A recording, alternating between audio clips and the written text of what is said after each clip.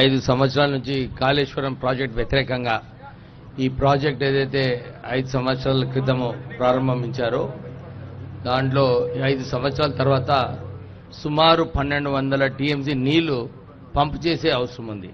కానీ chief engineer గారు ఏదైతే చూపించారో చాలా తక్కువ నీళ్లు పంప్ చేసి ఈ ప్రాజెక్టులో ఏదైతే వయబిలిటీ ఉందో ఉత్తమ్ కుమార్ రెడ్డి గారు కరెక్ట్గా చెప్పారు. ఈ ప్రాజెక్ట్ వయబిలిటీయే కొంచెము కష్టంగా ఉన్నట్టు వారు చెప్పారు.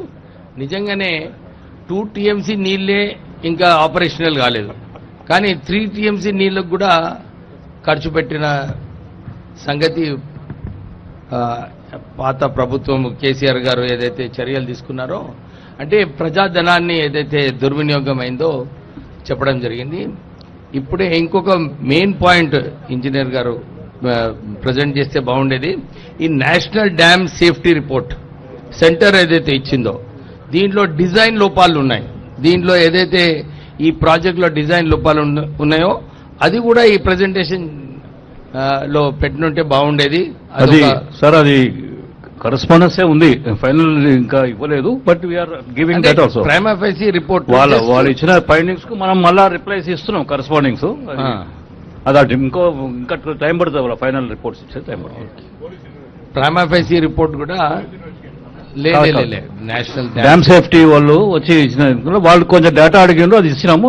ఇంకా ఫర్దర్ డేటా కావాలన్నారు, అది ఇచ్చినాము. ఇంకొక విషయం ఏంటంటే వెంకటరెడ్డి గారు చెప్పినట్టు 152 మీటర్స్లో ఇంతకుముందు ఉన్న ప్రాజెక్టు ఇంప్లిమెంట్ చేస్తుంటే కేవలం 3850 ఎకరాలు రిహాబిలిటేషన్ ఉండే.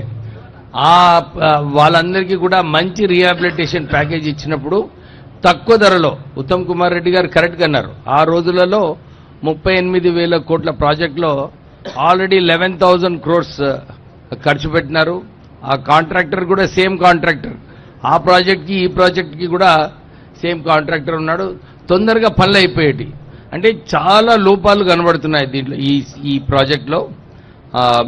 నేను ఇంతే కోరుతున్నాను, ప్రత్యేకంగా మా చెన్నూరు నియోజకవర్గంలో మంచిర్యాలలో 4 సంవత్సరాల నుంచి ఈ బ్యారేజ్ కట్టడం వలన బ్యాక్ వాటర్ సమస్య ఏదైతే ఉందో పోయిన లాస్ట్ వీక్ కూడా ఉత్తమ్ కుమార్ రెడ్డి గారితో రిప్రజెంటేషన్ ఇవ్వడం జరిగింది.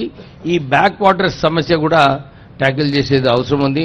ఒక ప్రపోజల్ తీసుకొని కారికట్టు కడతారా, ఏం చేస్తారు దీనికి అని చెప్పి తొందరలో ఒక నిర్ణయం తీసుకుంటే బాగుంటుంది. ఎందుకంటే ప్రజలందరూ కూడా 4 సంవత్సరాల నుంచి నష్టపరిహారం ఇవ్వట్లేదు. వారి ఎవరు కూడా విజిట్ కూడా చేయటం లేదు.